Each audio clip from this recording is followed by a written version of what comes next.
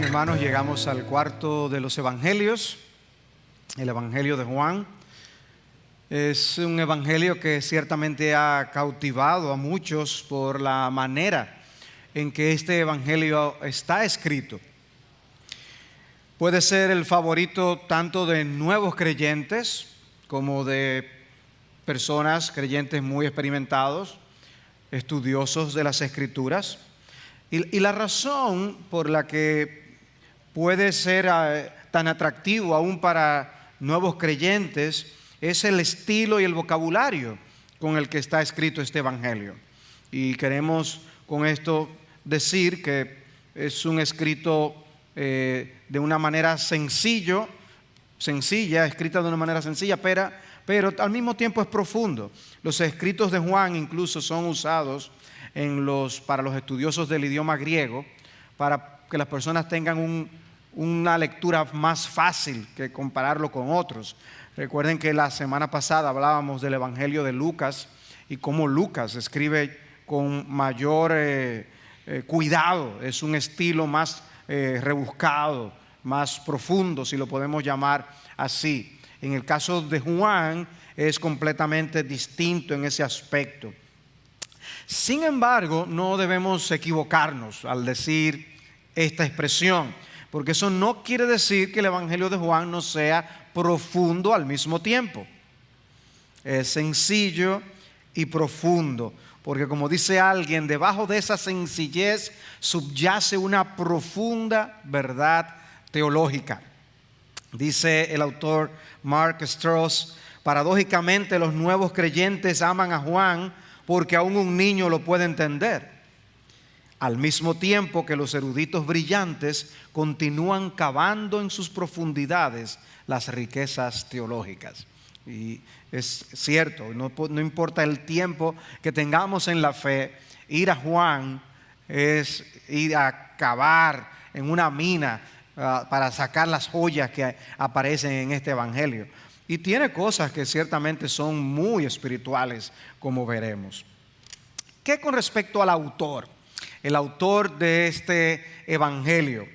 Alguno dirá, bueno, si es el evangelio de Juan, pastor, es obvio, Juan lo escribió. Y sí, ciertamente podemos decirlo así, queremos decirlo así, estamos de acuerdo. Lo que sucede es que el libro no nos dice, como hemos considerado en los otros evangelios. Es algo que se conoce ya sea por la evidencia externa o la evidencia interna que hallamos en el mismo libro, que nos ayuda a comprender quién es el autor. Y aún si concluimos ciertamente que es Juan, la pregunta después es ¿cuál Juan? ¿Cuál Juan? Entonces ahí es donde viene y se habla de Juan el anciano, quizás el que escribió una de las epístolas, y habla de Juan el anciano, o Juan el apóstol. Y nosotros creemos que se trata de Juan el apóstol. Ahora, algo que es sin lugar a dudas una realidad es que el autor fue un testigo ocular. Fue un testigo ocular, eso lo podemos afirmar. Dice en Juan 1:14, el Verbo se hizo carne y habitó entre nosotros y vimos su gloria. Él fue un testigo ocular. Y en el contexto de la lanza que atravesó el Señor cuando lo crucificaron, dice el texto, el que lo ha visto ha dado testimonio y su testimonio es verdadero. Y él sabe que dice la verdad para que vosotros también creáis. O sea, estamos hablando de un testigo ocular. Él es uno de los discípulos. Dice Juan 21-24, cuando el libro concluye, dice: este es el discípulo que da testimonio de estas cosas y el que escribió esto, y sabemos que su testimonio es verdadero. Y este discípulo es posiblemente el mismo que se identifica en el libro como el discípulo que Jesús amaba. Quizás una manera de decirlo para no llamar la atención sobre su persona con su nombre, y lo expresa de esa manera. Ahora, qué distinción que alguien pueda decir el discípulo que Jesús amaba. O sea, todos nosotros como hermanos de Jesús podemos decir que somos discípulos amados por Jesús, ¿no es verdad? Pero que alguien que vivió allí con Jesús pudiera decir el discípulo que Jesús amaba. ¿Cuánto hay ahí en esa expresión? No sabemos qué tanto más puedes decir. Pero el autor revela gran conocimiento de la geografía de Jerusalén y aún de la ciudad. Si ustedes ven una maqueta o ven un mapa de Jerusalén, ven que es una ciudad que tenía muchas casitas, muchas pequeñas edificaciones y otras un poco más grandes, que era donde estaba el templo, quizás las casas de algunos gobernadores, lugares oficiales. Pues todo lo que se va narrando en el Evangelio nos dice que este autor conocía el lugar muy bien. Es una información muy precisa y uno lo lee y casi puede meterse en la historia.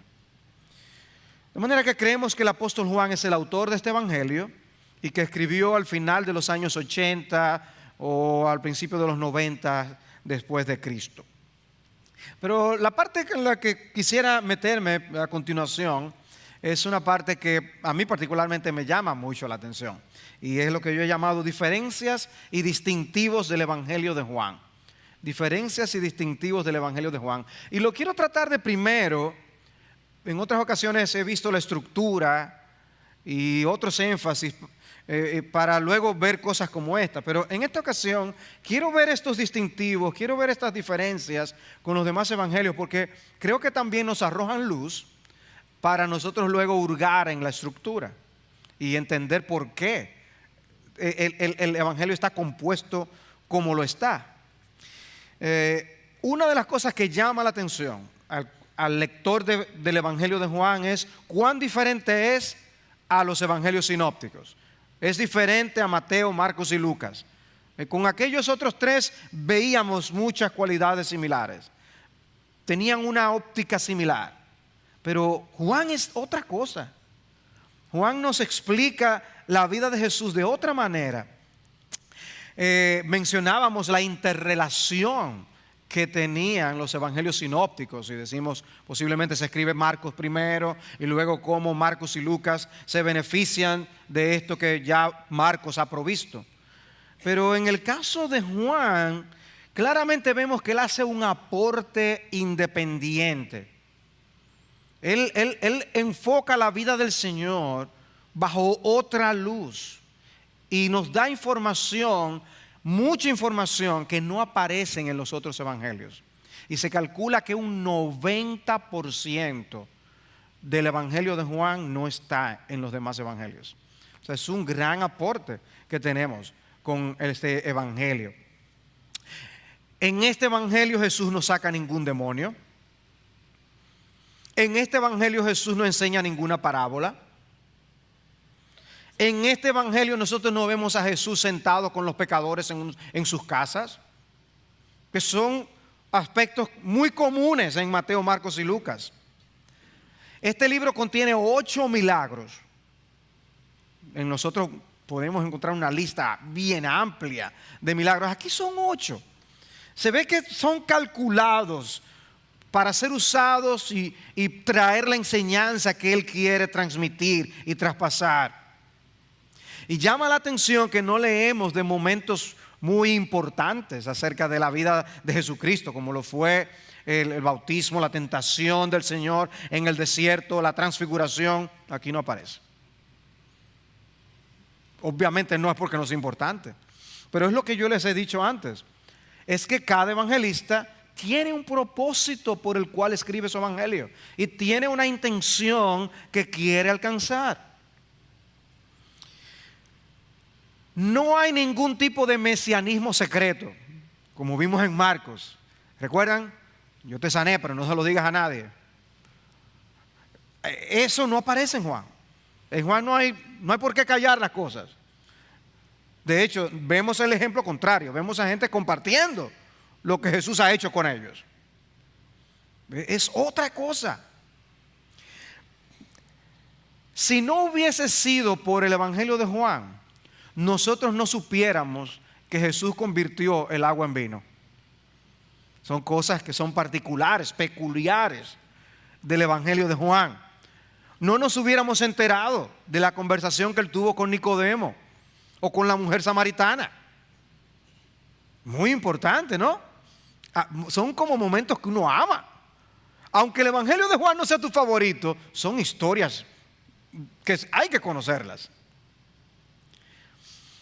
El momento en que Jesús lava los pies de los discípulos, o la historia de Tomás cuando dudó de que Jesús estaba resucitado, son aportes que nos hace Juan con su evangelio. Mark Strauss, el autor que les mencionaba, hace el siguiente resumen de características que tiene el evangelio de Juan. Él dice: hay un énfasis en la identidad de Jesús como el Hijo que revela al Padre. Conocemos del Padre porque el Hijo lo da a conocer. Hay términos que son clave en el libro, como la palabra vida, la palabra creer, permanecer, luz. Son términos importantes que se repiten mucho. Hay una fuerte perspectiva dualista, o sea, que compara una cosa con otra. Y una de las cosas que vemos en ese sentido es que él contrasta a aquellos que son de Dios o aquellos que son del mundo. Son los dos grupos. O tú eres de uno o tú eres del otro. Son cosas que él incluye. ¿Qué le pasa al que es de Dios y qué le pasa al que es del mundo? ¿Cómo se comporta el mundo con aquellos que son de Dios? Otro énfasis que tiene él. Los milagros son llamados señales. Una señal es algo que nos apunta a un lado, nos dice dónde está algo, nos da una explicación. Pues los milagros son iluminadores, nos dirigen a algo y nos comunican algo. Y podemos sacar cosas así de todos los milagros en todos los evangelios. Pero en Juan es notorio que esos milagros, esas señales, querían enseñarnos cosas particulares de Jesucristo. Las 7 señales que aparecen en el Evangelio de Juan son esas que ustedes tienen allí en pantalla, más un milagro o una última señal o una octava señal en el epílogo o al final del libro que nosotros encontramos en el capítulo 21. Pero está cómo Jesús cambió el agua en vino, capítulo 2, cómo sanó al hijo del oficial del rey, capítulo 4, sanó al paralítico del estanque de Betesda, capítulo 5, la alimentación de los 5,000, capítulo 6, caminó sobre las aguas, capítulo 6, sanó al ciego de nacimiento, capítulo 9, y resucitó a Lázaro. Observen, ustedes pueden notar que esto está limitado básicamente a la primera parte del libro. Casi todos los milagros están allí resumidos, incluidos en la primera parte del libro. Parece que es a propósito. Es a propósito. Porque en Juan los milagros o estas señales están íntimamente relacionados con los discursos del Señor. Él usa estos milagros para enseñar algo. Enseña algo de su identidad, enseña algo de su misión. Cuando él, por ejemplo, hace el milagro de la alimentación de los 5,000, el Señor aprovecha y en ese contexto nos habla de que Él es el pan de vida.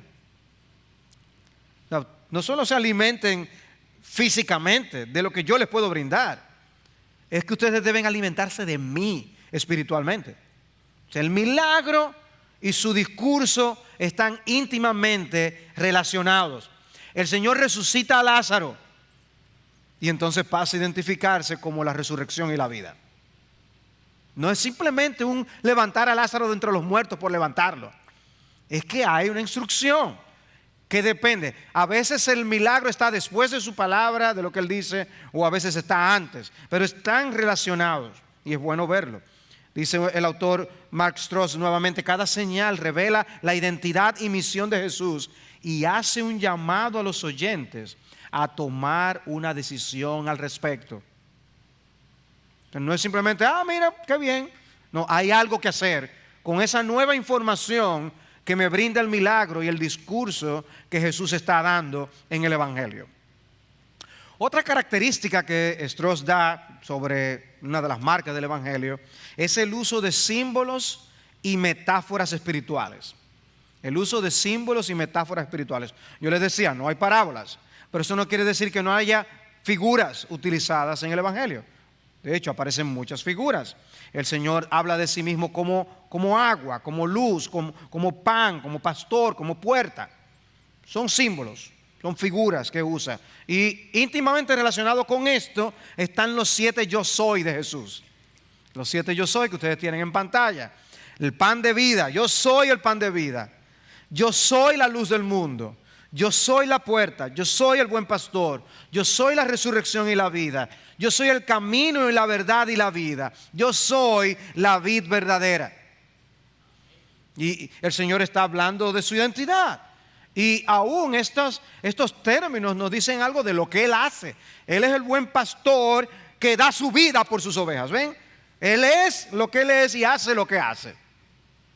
Y si Él es el pan de vida, tenemos que comerlo y alimentarnos de Él. Si Él es la luz de vida, debemos recibir la iluminación que Él nos da. La verdad que nos enseña es la que nos guía. Él es luz. Estar fuera de Jesús es estar en tinieblas. ¿Ven? Y es por eso que usa todas estas figuras. Son declaraciones metafóricas y que funcionan de manera similar a como vemos las parábolas en los sinópticos.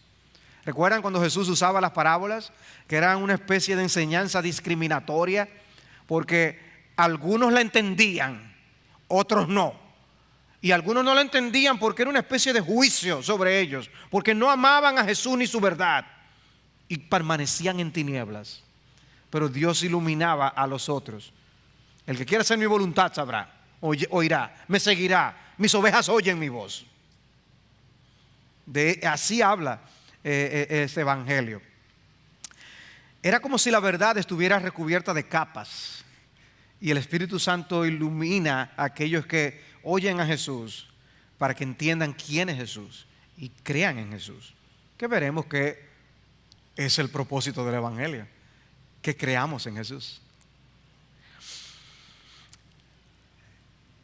Nicodemo no tenía la menor idea de lo que significaba nacer de nuevo. Y eso es una figura que está usando, es algo espiritual. Por eso yo les decía, el evangelio está cargado de enseñanzas espirituales, son simbologías espirituales. Nacer de nuevo es lo mismo que nacer de arriba. El término puede significar ambas cosas. Pero Nicodemo, tú eres maestro en Israel y no sabes esto. O sea, había una simbología que él no entendía. La mujer samaritana no estaba segura de qué significaba esa agua que Jesús podía dar, que quitaba la sed para siempre. ¿Y qué agua es esa? La simbología espiritual detrás de esa imagen. Jesús llegó a referirse a su propia muerte como la destrucción y el levantamiento del templo. ¿Se acuerdan cuando él dijo que él dijo esto acerca del templo y que los demás estaban pensando que se refería al templo físico? Pero no, él estaba hablando de su cuerpo, que iba a ser muerto y resucitado. Es una enseñanza figurativa con el término. Son imágenes entonces que nos dicen mucho acerca de la identidad y la misión de Jesús. Algunos lo entendían y eran edificados y creían en Jesús. Es una de las cosas que vamos a ver en el evangelio. Y muchos creían, pero otros los perseguían, los cuestionaban y querían matarlo. Entonces muchos reciben luz y otros permanecen en oscuridad. No entienden el significado de estas figuras. Otra cosa que tiene el evangelio es que contiene esas entrevistas personales. Ya les he mencionado, Nicodemo, la mujer samaritana. Pero es interesante ver en la conversación de Jesús. Juan nos permite sentarnos con Jesús y Nicodemo, aunque nosotros no digamos media palabra. Y ahí estamos escuchando la conversación. Nosotros, por así decirlo, estábamos ahí con Jesús y la mujer samaritana. Sabemos de qué hablaron. Qué interesante. Y con tantos detalles. Porque uno lee en el capítulo 3 lo de Nicodemo y no es corto, es una buena sección. Y lo mismo en el capítulo 4 con la mujer samaritana. En ambos casos, la persona que habla con Jesús no entiende, está en confusión. Jesús trae claridad, pero la persona todavía no entiende. Jesús le trae más claridad. En ambos casos fue así. Cristo conversa con ellos y les lleva la luz. Pero además de esto, el Evangelio de Juan también contiene diálogos y debates entre Jesús y los líderes religiosos del pueblo de Israel. En el caso de Nicodemo, es uno de ellos, pero Nicodemo se acercó a Jesús de noche, ¿recuerdan? Pero él tenía discusiones abiertas con otros de los líderes y estaban esas conversaciones. Por ejemplo, nosotros somos hijos de Abraham. Y el Señor diciendo, si ustedes fueran hijos de Abraham, no, nosotros seguimos lo de Moisés, si ustedes siguieran a Moisés me creerían a mí. O sea, todo ese tipo de diálogos aparecen en el Evangelio de Juan.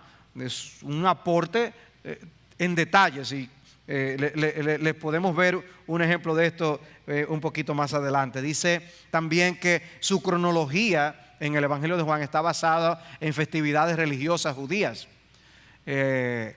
No sencillamente está diciéndonos Jesús está aquí en Galilea y luego se mudó a Judea, no. La organización del material está básicamente basado en festividades de los judíos. Por eso mencionan la Pascua y mencionan otras de las festividades que vamos también a mencionar cuando veamos la estructura. Otra característica del Evangelio, la mención del discípulo que Jesús amaba.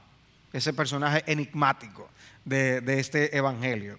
Otro aspecto que también se destaca en este Evangelio son las enseñanzas que encontramos acerca del Espíritu Santo. El Espíritu Santo como consejero, como el consolador, el paracleto, que es un mediador que ocupa el lugar de Jesús en su ausencia. Yo me iré, enviaré otro consolador, otro como yo. Y vendrá el Espíritu Santo. Y el uso de ironías. Este Evangelio también contiene momentos de ironía. Por ejemplo, es un momento de ironía cuando él habla de su muerte y dice que por medio de su muerte él da vida. Lo irónico, quieren quitarle la vida al dador de la vida. Y es precisamente por medio de la muerte que él da vida, que es uno de los temas del libro, la vida y la vida eterna. Y también Jesús habla de su muerte como el ser levantado. Nosotros hablamos de la muerte y decimos quedar tirado, enterrado. Pero Jesús no, Jesús habla de ser levantado. Y eso es interesante. Dice en Juan 1:46, y Natanael le dijo, ¿puede algo bueno salir de Nazaret? Eso es una ironía. Nazaret. Dice, wow, de ahí no sale nada bueno. Pero dice entonces, Felipe le dijo, ven y ve. Ven y ve. Eso es irónico. En Juan 4:12, ¿acaso eres tú mayor que nuestro padre Jacob, que nos dio el pozo del cual bebió él mismo y sus hijos y su ganado? Es una ironía. Sí, yo soy mayor. Es una manera de contraste. Dice un autor, solo Juan nos reporta sobre el extenso ministerio de Jesús en Judea, según viaja ida y vuelta entre Galilea y Judea. Los sinópticos son más lineales, con un movimiento sencillo, desde Galilea a Jerusalén.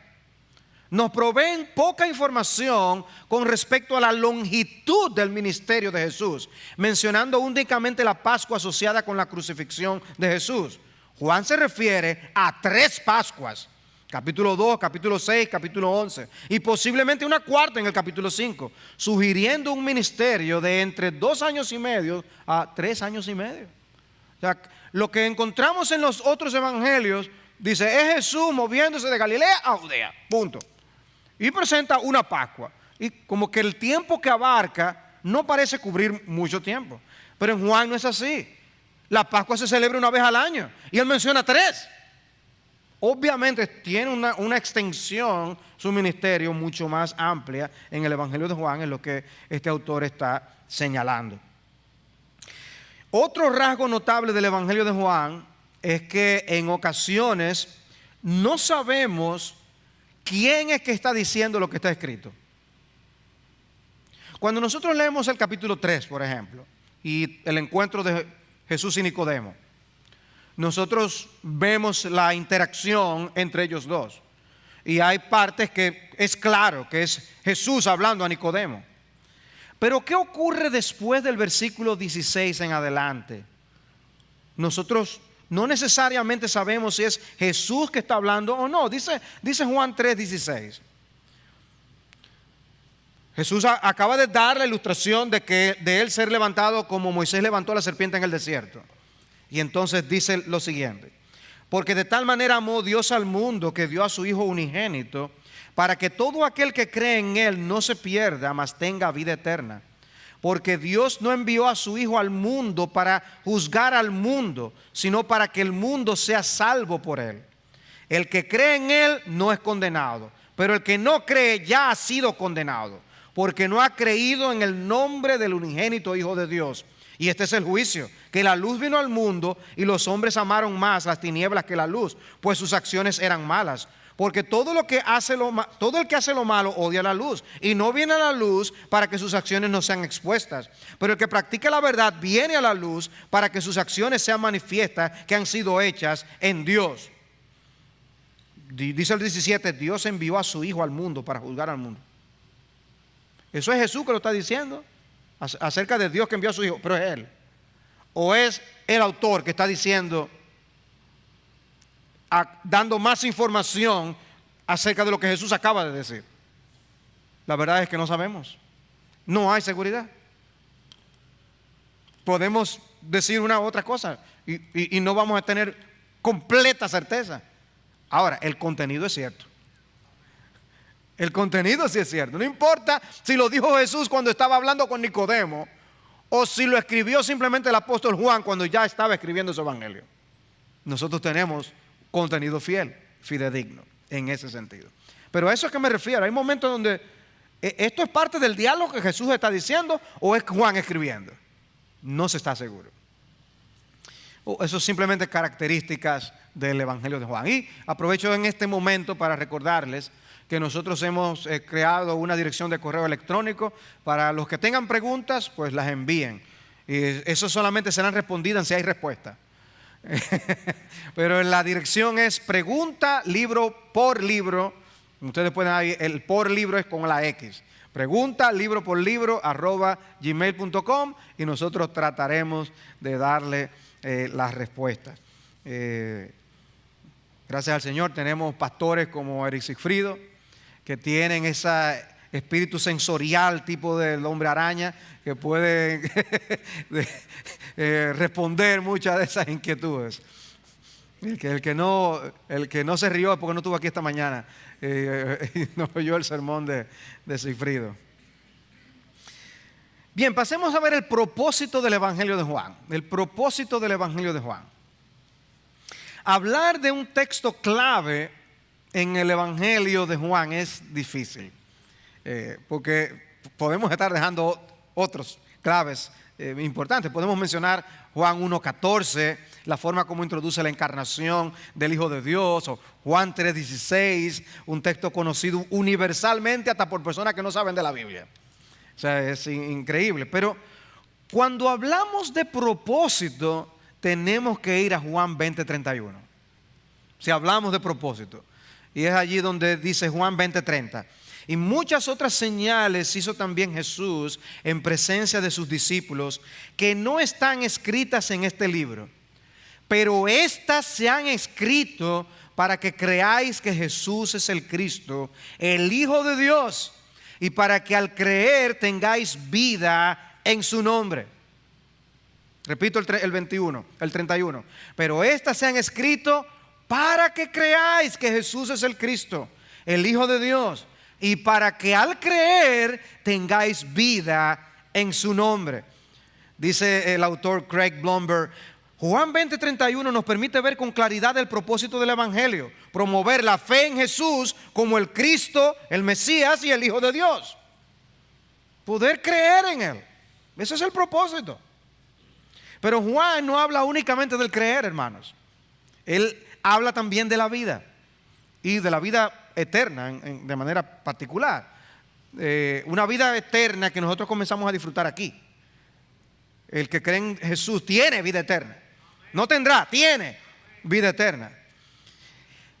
Pero ambos temas son importantes en el libro. El tema del creer y el tema de la vida en Jesús. La fe en Jesús no puede producir otra cosa que vida. Y también recuerden que decíamos que el Espíritu Santo es destacado en este evangelio. Pues también Cristo dice, el Espíritu es el que da vida. Es un tema vital en el libro. Dice Juan 1:4, en Él estaba la vida y la vida era la luz de los hombres. Dice Juan 3:15, para que todo aquel que cree tenga en Él vida eterna. Juan 4:14, pero el que beba del agua que yo le daré no tendrá sed jamás, sino que el agua que yo le daré se convertirá en él en una fuente de agua que brota para vida eterna. Evidentemente hay un énfasis en la vida. Juan 5:21, porque así como el Padre levanta a los muertos y les da vida, así el Hijo también da vida a los que Él quiere. Juan 5:40, y no queréis venir a mí para que tengáis vida. Juan 6:33, porque el pan de Dios es el que baja del cielo y da vida al mundo. Juan 6:48, yo soy el pan de la vida. Juan 10:10, el ladrón solo viene para robar y matar y destruir. Yo he venido para que tengan vida y para que la tengan en abundancia. Y Juan 14:6, Jesús le dijo, yo soy el camino y la verdad y la vida. Nadie viene al Padre sino por mí. Hermanos, no he citado todos los textos, estoy citando algunos. Es abundante la manera como Juan enfatiza el tema del creer y la vida como resultado del creer en Jesús. Y yo incluso exhorto al que se anime a hacer un estudio de la vida en el Evangelio de Juan, que lo haga. Va a ser altamente recompensado. Hay mucho que aprender solamente de esa vida y de la vida eterna. Busca la palabra vida, busca la frase vida eterna. Y verás cuán abundante es en este evangelio y cómo es parte de su énfasis. Bien, vengamos entonces a la estructura del evangelio. O sea, cómo nosotros examinamos, analizamos el contenido de este evangelio. Bueno, básicamente podemos dividir el evangelio en dos partes. Podemos dividir el evangelio en dos libros. Vamos a decir que esto es un libro con dos libros dentro, si lo decimos así. Ahora, antes del primer libro y después del segundo libro también tenemos una pequeña porción. La primera porción es un prólogo, en el capítulo 1, versículos 1 al 18. Y luego al final, en el capítulo 21, tenemos un epílogo, una parte final o una conclusión. Y en el medio tenemos estos dos libros, estos dos grandes bloques. Ustedes pueden ver el prólogo, luego el libro de las señales, capítulo 1, versículo 19 hasta el 12:50. Luego el libro de la gloria, capítulo 13:1. Algunos lo llaman también el libro de la pasión, pero va del 13:1 al 20:31. Y luego el epílogo, que es el capítulo 21. Eso básicamente sería la estructura. No es difícil de aprender. O sea, que tú sabes que el Evangelio de Juan lo puedes dividir en dos. Básicamente tú puedes decir 1 al 12, 13 al 21. Y ahí tú tienes ya un esquema claro que te puede ayudar en el libro. La primera parte me refiere a los milagros de Jesús, las señales que vimos, ¿se acuerdan? Y la segunda parte es algo más íntimo, es Jesús con sus discípulos. Y Jesús habla acerca de su muerte. Y de manera extraña, Juan lo llama su glorificación, la glorificación del Señor a su muerte. Y por eso llamamos este bloque de esta forma. Veamos el prólogo primero, acerca del capítulo 1. Juan no comienza con el nacimiento de Jesús, como hacen otros de los evangelios.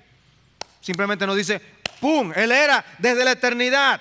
Versículo 1, en el principio existía el verbo, y el verbo estaba con Dios, y el verbo era Dios. Él estaba en el principio con Dios. Y lo que inmediatamente Juan hace es unirnos la creación con la vida de Jesús. Por eso nos manda al principio. En el principio existía el verbo, y el verbo estaba con Dios, y el verbo era Dios. Ya Él existía cuando el mundo vino a ser. Él hizo el mundo. Versículo 3, todas las cosas fueron hechas por medio de Él, y sin Él nada de lo que ha sido hecho fue hecho. En Él estaba la vida, y la vida era la luz de los hombres. Los demás evangelios elaboran su argumentación, lo van desarrollando para mostrar poco a poco quién es Jesús y cuál fue la misión que él vino a realizar. Pero en el caso de Juan, él inmediatamente nos lo dice todo prácticamente aquí en la introducción. Él es el Hijo de Dios y él vino a dar vida, Hay que creer en él. A todos los que le reciben le dio potestad de ser llamados hijos de Dios. Eso es básicamente lo que hace Juan. Jesús es Dios, Jesús es el Hijo de Dios, su misión es encarnarse para poder ser luz y vida para los que creen en Él. Esa es la enseñanza de Juan. En una manera, nosotros vamos a ver cómo este prólogo repite ideas y cosas que están al principio declarando verdades acerca de Jesús y su identidad. Vuelve y al final y nos dice cosas. Al final de esta sección, en el versículo 16, dice: pues de su plenitud todos hemos recibido, y gracia sobre gracia. Porque la ley fue dada por medio de Moisés. La gracia y la verdad fueron hechas realidad por medio de Jesucristo. Nadie ha visto jamás a Dios. El unigénito Dios que está en el seno del Padre, Él le ha dado a conocer. Algunas versiones tienen el unigénito Hijo, pero los manuscritos más confiables dicen el unigénito Dios. Y la idea del texto es: Él es único. No hay nadie como Él. Ese es el énfasis de esta declaración en el versículo 18. No hay nadie que se ponga a su lado, ni por asomo. Compararlo simplemente con uno de los profetas, eso es blasfemia. Él es Dios y el Hijo de Dios, la segunda persona de la Trinidad. El Dios invisible, que es Espíritu, es dado a conocer por medio de Jesucristo. Y ya eso nos introduce a la temática de la comunión que hay en este Evangelio. El Evangelio enfatiza el aspecto de la comunión que el creyente tiene con Jesús y con su Padre a través de Jesús. Por eso la vida eterna es conocer a Jesús y a su Padre. Juan 17. Esa es la vida eterna. Es un conocimiento, es una relación, es una comunión. Amados hermanos, no simplemente vivamos la vida religiosa, tengamos comunión con Jesús. Practiquemos diariamente la comunión con Jesús. Sea amigo de Jesús. Eso es lo que Juan quiere que hagamos. Y Juan quiere que derivemos el gozo que sale de esa relación. Es imposible relacionarnos con Jesús íntimamente sin que el resultado sea gozo espiritual. Gozo en el alma de conocer a Jesús. Por eso dice Juan 17: y esta es la vida eterna, que te conozcan a ti, el único Dios verdadero, y a Jesucristo, a quien has enviado. En esta sección también vemos información del ministerio de Juan el Bautista y cómo señala a Jesús. En Juan 1:6 dice: vino al mundo un hombre enviado por Dios, cuyo nombre era Juan. Este vino como testigo para testificar de la luz, a fin de que todos creyeran por medio de él. No era él la luz, sino que vino para dar testimonio de la luz. Y luego más adelante en el versículo 15, Juan dio testimonio de él y clamó diciendo: este era del que yo decía, el que viene después de mí es antes de mí, porque era primero que yo. Ahora, ¿qué hizo el Hijo de Dios? Él vino a este mundo, y eso es importante. Y él vino porque ya existía, porque ya él estaba. Por eso se habla de él como viniendo. Dice Juan 1:9: existía la luz verdadera, Cristo como luz, que al venir al mundo, ¿ven la manera como lo dice? Alumbra a todo hombre. En el mundo estaba, y el mundo fue hecho por medio de él, y el mundo no lo conoció. A lo suyo vino, y los suyos no lo recibieron. Wow. Y ya empieza Juan a introducirnos el aspecto de que algunos van a creer y otros lo van a rechazar. Esos son elementos que veremos en el Evangelio. Y el texto clave sobre la encarnación, el versículo 14. Y el Verbo se hizo carne y habitó entre nosotros y vimos su gloria. Gloria como del unigénito del Padre, lleno de gracia y de verdad. ¡Qué declaración! El Verbo se hizo carne. O sea, no tenemos pesebre, ni magos que vienen a adorarle. Dios se hizo carne. Pero veamos en segundo lugar el libro de las señales. El libro de las señales. Aquí es donde tenemos todos los milagros que ya yo les mencioné. Esa primera mitad del Evangelio está dominada por esas 7 señales y los discursos que normalmente le siguen o anteceden. Por ejemplo, después de Jesús presentarse como la luz del mundo, es que Él lleva a cabo la sanación del ciego de nacimiento. Él es la luz. Yo pongo a los ciegos a ver. ¿Tú quieres ver? Cree en Jesús. Eso es básicamente la idea y por el propósito del milagro. Esta parte inicia identificando a los primeros discípulos de Jesucristo. La meta de Juan el Bautista no era rodearse de muchos discípulos. No, la meta de Juan el Bautista era guiar a los hombres, a sus discípulos, a que siguieran a Jesús. Por eso él identifica a Jesús como el Cordero de Dios que quita el pecado del mundo, en Juan 1:29. En Juan 1:35 dice al día siguiente, o sea, después de decir que Jesús es el Cordero de Dios que quita el pecado del mundo, al día siguiente Juan estaba otra vez allí con 2 de sus discípulos y vio a Jesús que pasaba y dijo: he aquí el Cordero de Dios. Otra vez la misma expresión.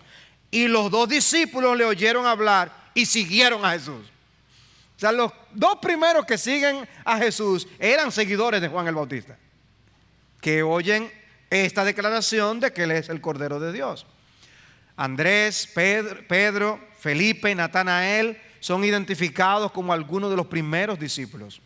Cuando Andrés, que fue el primero que encuentra a Jesús, va donde Pedro y le habla de lo que él vio, le dice: hemos hallado al Mesías, dice el texto en el versículo 41. Y luego Juan registra las palabras de Natanael: Rabí, tú eres el Hijo de Dios, tú eres el Rey de Israel.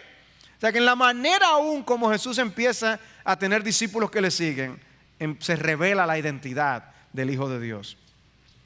En esta sección, sin embargo, en el primer libro, el libro de las señales, nosotros podemos también dividirlo en 2 a su vez y tener 2 unidades. Y la primera unidad sería del capítulo 2 al capítulo 4 y la segunda unidad del capítulo 5 hasta el capítulo 11 aproximadamente. ¿Cómo nosotros vemos esto? Bueno, en los capítulos 2 al 4 nos presentan algo interesante. Nos presentan el primer milagro de Jesús que se lleva a cabo en Caná de Galilea. Y luego nosotros tenemos en el capítulo 4 el segundo milagro que Jesús hace, la segunda señal, y la hace también en Caná de Galilea. O sea, dice el 2:11: este principio de señales hizo Jesús en Caná de Galilea y manifestó su gloria, y sus discípulos creyeron en él. Jesús está cambiando el agua en vino, algo que habla de un momento de celebración. Recuerdan, para los judíos, la celebración de unas bodas, por ejemplo, podían durar una semana de celebración. El reino de Dios era anunciado como un gran banquete. Bueno, Jesús está anticipando aquí diciendo: si ustedes me siguen a mí y creen en mí, ustedes llegarán al verdadero banquete de Dios, de calidad. O sea, ahí se da comida y bebida de calidad. Cristo es que hace el mejor vino. Y luego en 4:54 vemos la segunda señal, la sanación del hijo del oficial. El versículo 46 dice: ¿dónde estaba Jesús? Dice: entonces vino otra vez a Caná de Galilea, donde había convertido el agua en vino. Y allí fue donde hizo una segunda señal, dice el versículo 54. Nos llama la atención el lugar en el que Juan coloca la limpieza del templo que hace Jesús. Porque nosotros cuando leemos los sinópticos, leemos de esa limpieza más adelante, a medida que se avanza el desarrollo del Evangelio. Pero aquí lo pone prácticamente al inicio. Aquí es en el capítulo 2, versículos 13 al 25. Y uno se pregunta, ¿por qué? ¿Por qué tan al inicio? Y es como si Juan quisiera usarlo como un elemento temático del libro, de algo que él quiere luego de seguir desarrollando y mostrando. Y es que Jesús se presenta como el cumplimiento de la figura del templo, que fue a lo que hice referencia anteriormente. Dice en 2:19, Jesús respondió y le dijo: destruid este templo y en 3 días lo levantaré. Entonces los judíos dijeron: en 46 años fue edificado este templo y tú lo levantarás en 3 días. Pero él hablaba del templo de su cuerpo. Luego los discípulos entienden el significado de muchas de estas figuras que Jesús usaba. Y está diciendo, no, Jesús no estaba hablando del templo físico. Jesús estaba hablando de su resurrección, de su muerte y su resurrección. Porque Jesús es el cumplimiento de todas estas cosas. Cuando Juan escribe el Evangelio, ya había ocurrido la destrucción del templo. Y su enseñanza es muy pertinente en ese contexto. En un momento cuando ya no había templo vigente, las sinagogas pasaron a ser el centro de la vida religiosa de los judíos. El sistema sacrificial era cosa del pasado. Jesús fue el Cordero Pascual final que quita el pecado del mundo.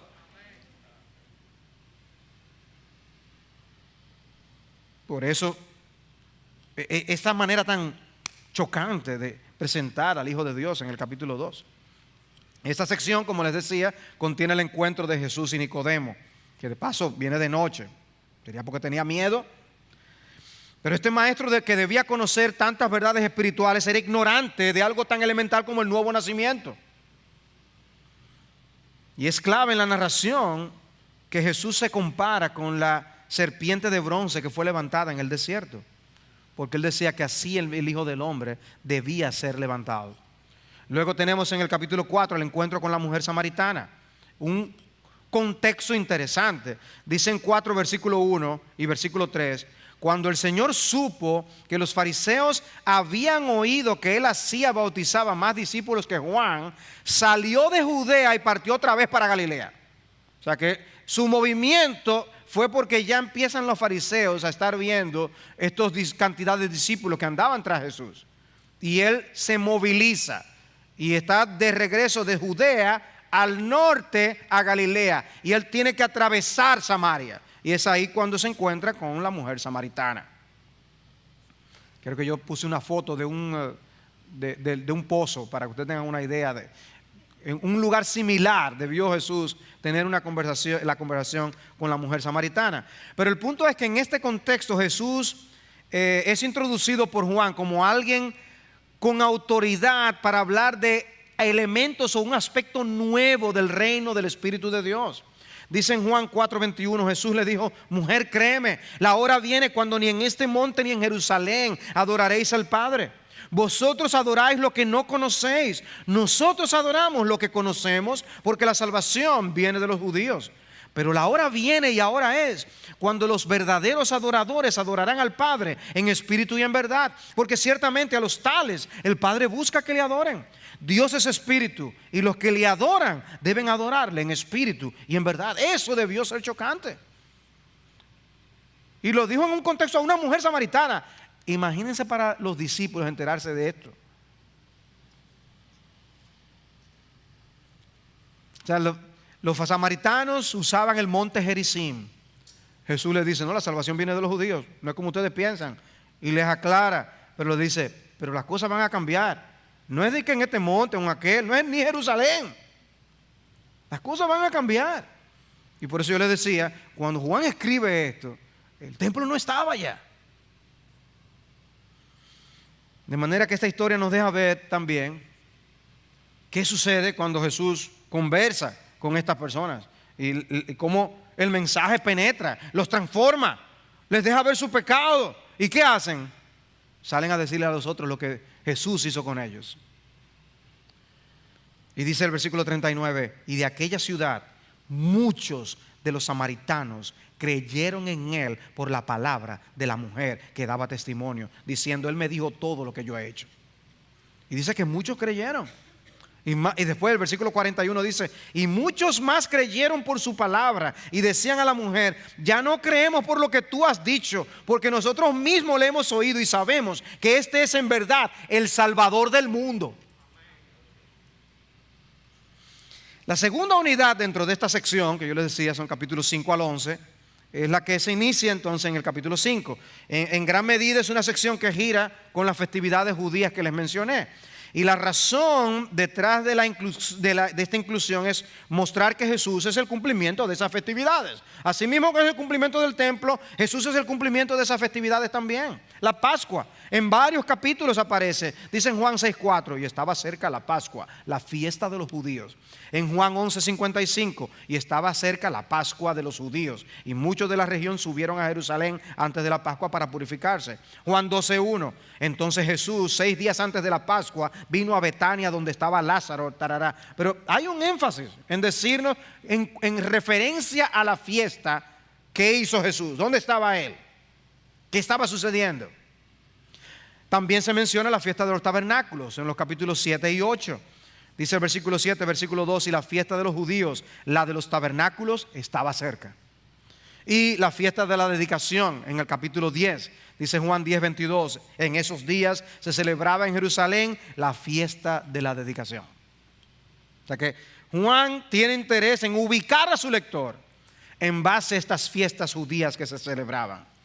La reacción de las personas ante el milagro de la alimentación de los 5,000 que aparece en el capítulo 6 fue: la gente entonces, al ver la señal que Jesús había hecho, decía: verdaderamente este es el profeta que había de venir al mundo. Ahí eso fue una foto de los pescados y de los panes. Bueno, es un mosaico que se descubrió y que hace referencia a este milagro. El punto es que Jesús se presenta en este contexto como el pan de vida. Dice el versículo 35: Jesús les dijo: yo soy el pan de la vida. El que viene a mí no tendrá hambre, y el que cree en mí nunca tendrá sed. ¿Qué identidad? Ahora, la reacción de los judíos no se hizo esperar. Versículo 41, versículo del capítulo 6: por eso los judíos murmuraban de él, porque había dicho: yo soy el pan que descendió del cielo. Y decían: ¿no es este Jesús el hijo de José, cuyo padre y madre nosotros conocemos? ¿Cómo es que ahora dice: yo he descendido del cielo? Respondió Jesús y les dijo: no murmuréis entre vosotros. Nadie puede venir a mí si no lo trae el Padre que me envió, y yo le resucitaré en el día final. Versículo 47: en verdad os digo, el que cree tiene vida eterna. Yo soy el pan de la vida. Vuestros padres comieron el maná en el desierto y murieron. Este es el pan que desciende del cielo, para que el que coma de él no muera. Yo soy el pan vivo que descendió del cielo. Si alguno come de este pan, vivirá para siempre. Y el pan que yo también daré por la vida del mundo es mi carne. Los judíos entonces contendían entre sí, diciendo: ¿cómo puede este darnos a comer su carne? Entonces Jesús les dijo: en verdad os digo, si no coméis la carne del Hijo del Hombre y bebéis su sangre, no tenéis vida en vosotros. El que come mi carne y bebe mi sangre tiene vida eterna, y yo le resucitaré en el día final, porque mi carne es verdadera comida y mi sangre es verdadera bebida. Hermanos, no nos dejemos engañar. Todo lo otro se parece comida, se parece bebida. Jesús es la verdadera comida y la verdadera bebida. Y hasta los discípulos tropezaron con esta enseñanza del Señor. Y es ahí cuando ellos empiezan a preguntarle: Señor, ¿acaso empiezan a cuestionar? Si el Señor le pregunta: ¿ustedes también se quieren ir de paso? Y Pedro dice: Señor, ¿a quién iremos? Tú tienes palabra de vida eterna. No hay para dónde más coger. En el capítulo 7 tenemos la fiesta de los tabernáculos. Y se nos dice algo interesante de lo que las personas estaban pensando de Jesús. Me llamó mucho la atención. Dice en el versículo 10 del capítulo 7: cuando sus hermanos subieron a la fiesta, entonces él también subió. No abiertamente, sino en secreto. Por eso los judíos le buscaban en la fiesta y decían: ¿dónde está ese? Y me llamó la manera despectiva de hablar de Jesús. ¿Dónde está ese? Dice: y había mucha murmuración entre la gente acerca de él. Unos decían: él es bueno. Otros decían: no, al contrario, extravía a la gente. ¡Wow! Jesús extraviando a la gente. Sin embargo, nadie hablaba abiertamente de él por miedo a los judíos. Todo el mundo muy, muy amable. Pero lo que querían era acabar con él. Entonces Jesús habla con los judíos y Juan también nos deja ver de lo que la gente estaba hablando y pensando acerca de Jesús. Por un lado, algunos lo querían matar, pero no pasaba nada. ¿Y saben lo que la gente pensaba? Eso es que él tiene apoyo en el gobierno. Dice el versículo 26 del capítulo 7. Alguien lo está protegiendo ahí. Y luego en el 37 dice: en el último día, el gran día de la fiesta, Jesús, puesto en pie, exclamó a gran voz diciendo: si alguno tiene sed, que venga a mí y beba. El que cree en mí, como ha dicho la Escritura, de lo más profundo de su ser brotarán ríos de agua viva. Entonces algunos de la multitud, cuando oyeron estas palabras, decían verdaderamente: este es el profeta. Uno diría: wow, avivamiento. No, versículo 41. Otros decían: este es el Cristo. Pero otros decían: ¿acaso el Cristo ha de venir de Galilea? ¿No ha dicho la Escritura que el Cristo viene de la descendencia de David y de Belén, la aldea de donde era David? Eran teológicamente precisos y estaban menospreciando al Hijo de Dios. Y se dice que se levantó una discusión entre la multitud por eso, y querían matarle, pero no le echaron mano. Entonces los alguaciles vinieron a los principales sacerdotes y dijeron: ¿por qué ustedes no lo traen? Le dijeron los sacerdotes a los alguaciles. Dijo: ay, jamás hombre alguno ha hablado como este hombre habla. Entonces los fariseos le contestaron: es que también vosotros habéis dejado de engañar. ¿Acaso ha creído en él alguno de los gobernantes de los fariseos? Cuando ustedes ven una gente famosa creyendo en él, entonces. Pero en esta multitud que no conoce de la ley, maldita es, dicen. Y entonces Nicodemo, el que había venido a Jesús antes y que era uno de ellos, les dijo: ¿acaso juzga nuestra ley a un hombre a menos que le oiga primero y sepa lo que hace? Ya él había oído. Respondieron y le dijeron: es que tú también eres de Galilea. Investiga y verás a ver si algún profeta sale de Galilea. Y cada uno se fue a su casa. ¿Saben lo que viene a mi mente? Oye, Jesús a propósito se crió en Galilea y se merodeó por ahí para confundir a los que no quieren creer. En el capítulo 8 tenemos la declaración de: yo soy la luz del mundo, y antes que Abraham fuese o naciera, yo soy. Uno de los yo soy.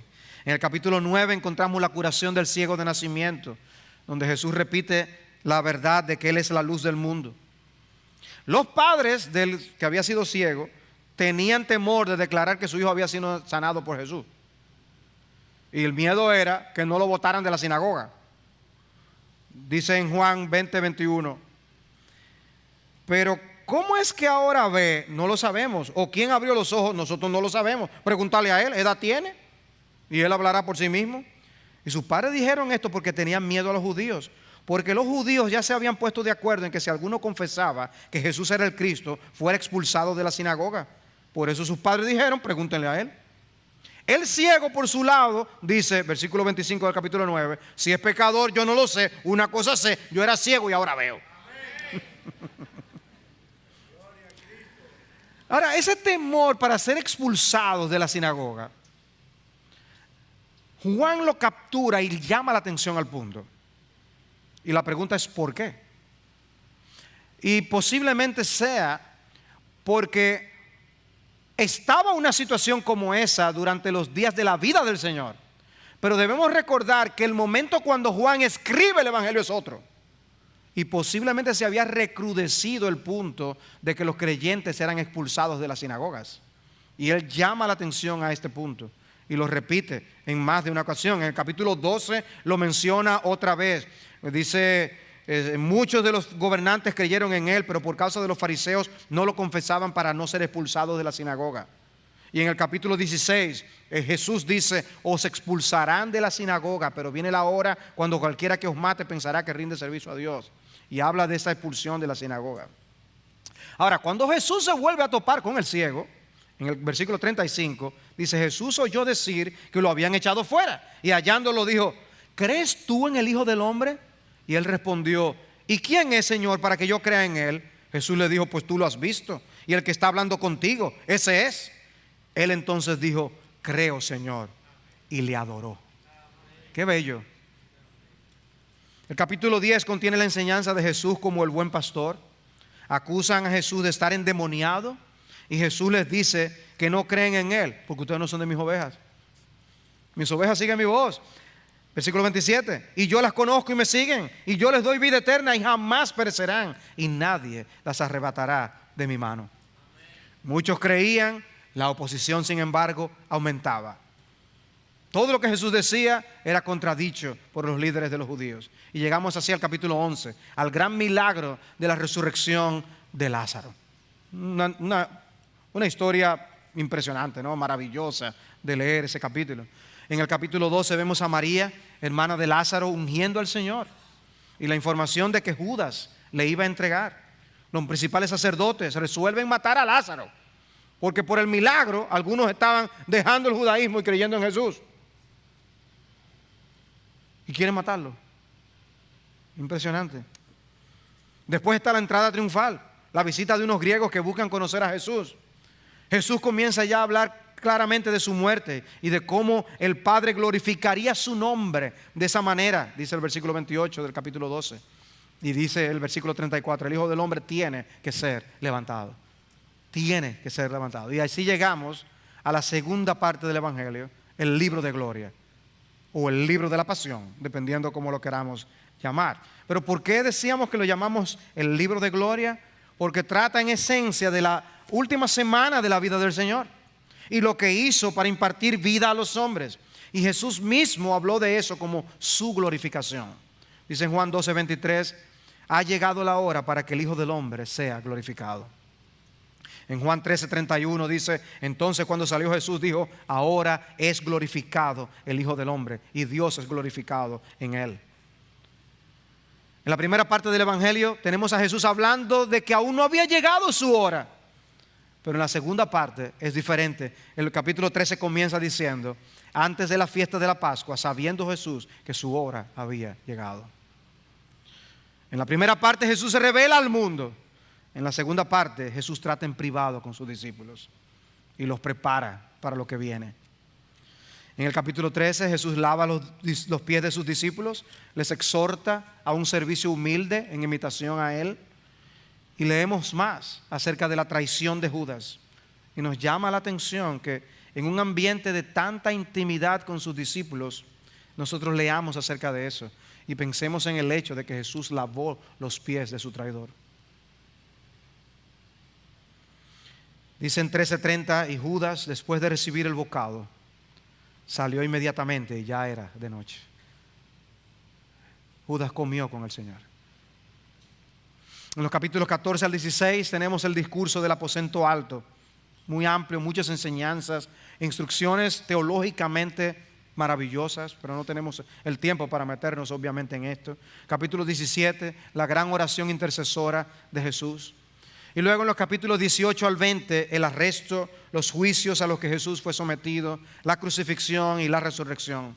Y esta es la parte en la que Juan más coincide con los sinópticos. Todos hablan acerca de estas cosas. Y tenemos un obvio énfasis en la muerte del Señor. Dice Juan 18:31: entonces Pilato les dijo: llevadle vosotros y juzgadle conforme a vuestra ley. Los judíos le dijeron: a nosotros no nos es permitido dar muerte a nadie, para que se cumpliera la palabra que Jesús había hablado, dando a entender de qué clase de muerte le iba a morir. ¿Y de qué clase de muerte Jesús había hablado? De ser levantado. Ser levantado. Es necesario que sea levantado el Hijo del Hombre. 3:14, 8:28. Por eso cuando levantéis al Hijo del Hombre, entonces sabréis que yo soy y que nada hago por mi cuenta. Y 12:32: si yo soy levantado de la tierra, atraeré a todos a sí mismo, indicando el tipo de muerte que iba a morir. Él fue levantado. Murió siendo levantado. Y como yo leía una expresión de alguien que escribió en el pasado: Jesús hizo los árboles, o el árbol que tuvo la madera donde lo clavaron a él. Y Jesús cuidó y alimentó desde pequeños a aquellos que lo crucificaron y que gritaran para que lo crucificaran. Él los crió. y murió en nuestro lugar para cargar con nuestros pecados. Y finalmente el epílogo, capítulo 21, Jesús reafirma a sus discípulos en el contexto del milagro final de una pesca milagrosa. De paso, obviamente, resucitó. Eso es lo que vemos en el capítulo 21. No tenemos aquel discurso con los discípulos camino de Maús, sino que lo que tenemos es la escena de los discípulos que se van a pescar otra vez. Señores, ¿qué es lo que nosotros hacíamos antes? Pescar. Bueno, vamos a eso, porque ya esto se acabó, señores. Y se van a pescar. Ahora, no estaban pescando mucho. Dice el versículo 5. Entonces Jesús les dijo: hijos, ¿acaso tenéis algún pescado de la orilla? Le respondieron: no. Y él les dijo: echad la red al lado derecho de la barca y hallaréis pesca. Entonces le echaron y no podían sacarla por la gran cantidad de peces. ¡Ay! ¿Ustedes se imaginan el recuerdo que debieron que tener en ese momento? Entonces aquel discípulo a quien Jesús amaba dijo a Pedro: ¡es el Señor! Oyendo pues Simón Pedro que era el Señor, se ciñó la ropa porque se la había quitado para poder trabajar y se echó al mar. El impetuoso Pedro. Y luego tenemos la conocida conversación que Jesús tiene con Pedro. Cuánta ternura, cuánto amor. Dime si tú tienes a alguien que te hubiera hecho a ti lo que Pedro le hizo al Señor, si tú lo contratas otra vez. Y para un cuidado espiritual. Y dice el versículo 15: entonces cuando habían acabado de desayunar, Jesús dijo a Pedro, a Simón Pedro: Simón, hijo de Juan, ¿me amas más que estos? Pedro le dijo: sí, Señor, tú sabes que te quiero. Jesús le dijo: apacienta mis corderos. Y volvió a decirle por segunda vez: Simón, hijo de Juan, ¿me amas? Pedro le dijo: sí, Señor, tú sabes que te quiero. Jesús le dijo: pastorea mis ovejas. Le dijo por tercera vez. ¿Cuántas veces negó Pedro a Cristo? 3 veces. 3 veces recibe esta pregunta: Simón, hijo de Juan, ¿me quieres? Pedro se entristeció porque la tercera vez le dijo: ¿me quieres? Y le respondió: Señor, tú lo sabes todo, tú sabes que te quiero. Jesús le dijo: apacienta mis ovejas. Nosotros hubiéramos enterrado el ministerio del apóstol Pedro. Cristo llamó a sus discípulos una vez más a que hicieran la obra. Vayan y esperen al Espíritu Santo, que es con ustedes que yo voy a hacer esta obra. Por eso no importa que nosotros seamos pequeños, no importa que nosotros seamos débiles, frágiles, pecadores. El escenario que todo pastor ve en su congregación es la de viles pecadores, débiles, frágiles, indignos. Pero el Espíritu hace la obra a través de ese pueblo. Y ver aquí a Cristo llamando y comisionando, recomisionando a sus apóstoles debe animarnos, amados hermanos, a hacer la obra del Señor. Concluyo simplemente con Jesús en el Evangelio de Juan hace un aporte único y valiosísimo en el Nuevo Testamento con respecto a la identidad y la misión de Jesús. He aquí el Cordero de Dios que quita el pecado del mundo. Dice Juan: yo le he visto y he dado testimonio de que este es el Hijo de Dios. Qué regalo tenemos en el Evangelio de Juan. Y qué regalo más grande tenemos en el Hijo de Dios.